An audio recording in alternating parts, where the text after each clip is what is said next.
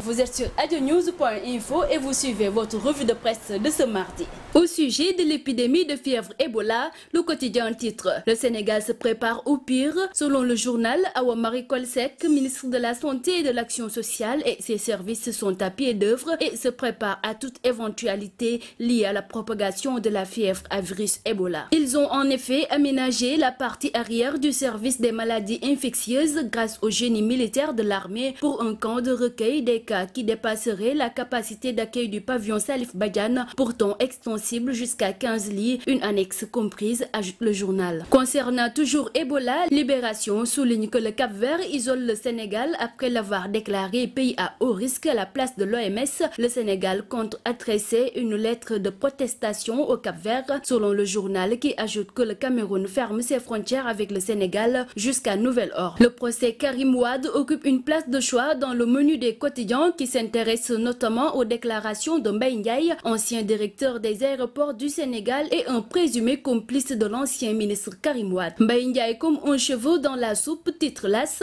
en rapportant que l'ancien directeur des aéroports du Sénégal a fait face lundi à l'équipe d'Henri Grégoire Diop pour s'expliquer les faits d'enrichissement illicite qui lui sont reprochés. Le co-prévenu de Karim Wade s'est présenté comme une victime sur la base d'un décaissement inexistant entre les deux tours de l'élection présidentielle 2012 de 440 millions et d'un prêt d'1 milliard à l'actif Boubacar Konaté qui a bénéficié d'un non-lieu, ajoute le journal. Pour Sud Quotidien aussi, Mbaye Ndiaye nie toute collusion avec Karim Wade. Dans le populaire, le co-prévenu déclare « Je suis sacrifié au bénéfice de je ne sais qui. J'ai eu l'impression qu'on m'a accusé d'avoir financé la campagne de Maître Wade. C'est très gros quand même. Tellement j'ai mal. Si j'étais coupable, j'aurais accepté la sentence. » 2017, cette année repère figure dans la quasi-totalité des programmes et projets du chef de l'État dans l'économie, le social, l'éducation, les infrastructures comme l'énergie.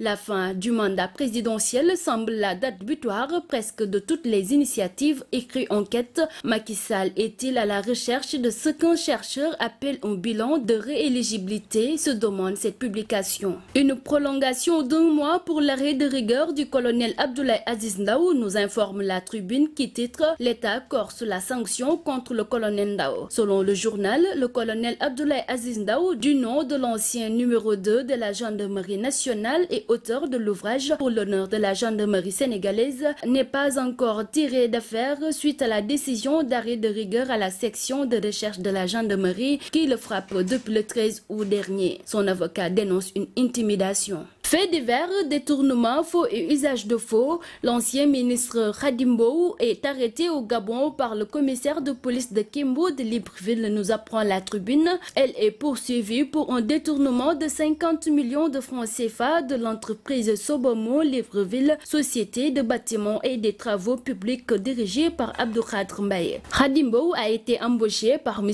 Abdou Khadir Mbaye, président directeur général de Sobomo, avec un salaire d'1 500 000 francs par mois. Après un mois de service à Dakar, elle est envoyée en mission à Libreville. Là-bas, elle sera logée par son patron qui lui avait donné aussi une voiture 4x4 aux frais de l'entreprise. Mais c'est lorsque Ecobank a libéré le prêt de 413 millions de francs CFA dans le cadre des travaux de la société immobilière du Gabon que la dame a commencé à poser des actes qui allaient couler l'entreprise, nous confie la Tribune. Achat de marchandises détournées, la famille du promoteur Aziz Ndiaye au cœur d'une affaire de riz, nous révèle l'Observateur. Le frère du promoteur de lutte Aziz Ndiaye, Massata, a été déféré hier au parquet du procureur de la République pour recel. Il a bénéficié d'un retour de parquet. C'est une histoire de détournement d'une centaine de tonnes de riz qui a mis le frère du promoteur de lutte dans le pétrin. Aziz Ndiaye et son père Alain Ndiaye ont été même entendus par les policiers de la division des investigations criminelles dans le cadre de l'enquête. Une folle journée dans la ville de Touba, le populaire nous parle d'un taximan tué par balle à la tête. Le journal nous parle de la façon dont le pistolet de Djibi Bey rate sa cible et tue un innocent Abdou Khoulé qui meurt à la place de Mor Ndiaye. Djibi Bey est présentement entre les mains de la gendarmerie. Les Pandores ont ouvert une enquête.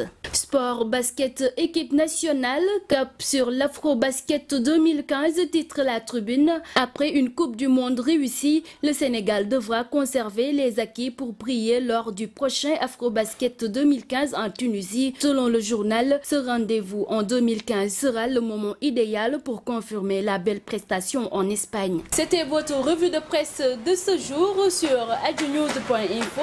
Merci, à très bientôt.